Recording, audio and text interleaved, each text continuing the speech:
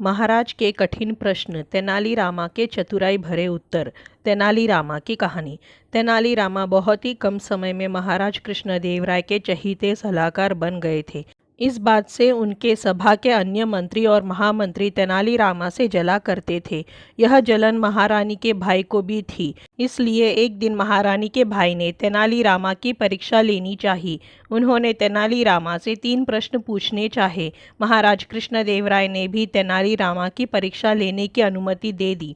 पहला प्रश्न, आकाश में कितने तारे हैं? यह प्रश्न सुनकर तेनालीरामा से जलने वाले अन्य दरबारियों को खुशी होने लगी। महाराज भी सोचने लगे कि क्या तेनालीरामा इसका उत्तर दे पाएंगे।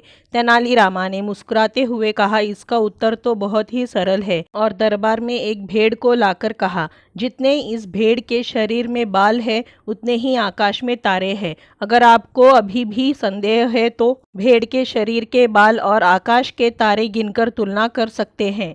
तेनालीरामा की चतुराई देखकर महाराज मुस्कुराए और कहा, क्यों आप गिनकर तुलना करना चाहते हैं? इस पर महारानी के भाई चुप हो गए।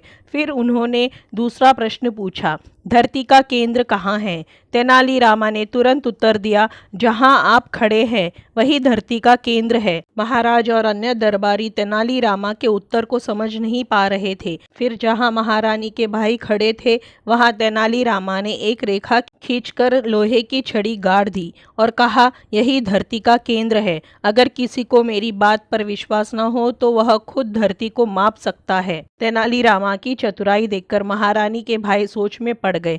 फिर महारानी के भाई ने एक पहेली को सुलझाने के लिए कहा। पहेली कुछ इस प्रकार थी, एक परत है सुंदर मूरत, जो देखे वो उसी की सूरत। फिक्र पहेली पाईना, बोझन लागा आईना। तेनालीरामा पहेली को दोहराते हुए उसके बारे में गौर से सोचने लगे। काफ़ी सोचने के बाद तेनालीरामा कहते हैं, यह तो बहुत ही आसान पहेली है। इसका उत्तर तो पहेली में ही है। इसका उत्तर आईना है, जिसमें आईने के सामने खड़ा इंसान एक सुंदर मूरत है। आईने में उसे अपनी सूरत दिखाई देती है।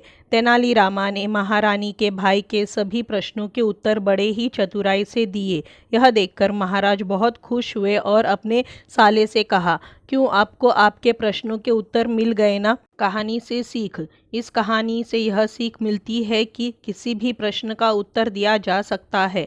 बस अपने दिमाग पर भरोसा होना चाहिए और संयम से काम लेना चाहिए। तो दोस्तों, ये थी तेनालीरामा की कहानी। महाराज के कठिन प्रश्न, तेनालीरामा के चतुराई भरे उत्तर। आपको कैसी लगी? अगर अच्छी लगी हो तो इसी तरह की कहानियों के लिए चैनल को सब्सक्राइब करें, वीडियो को लाइक करें, शेयर करें। धन्यवाद।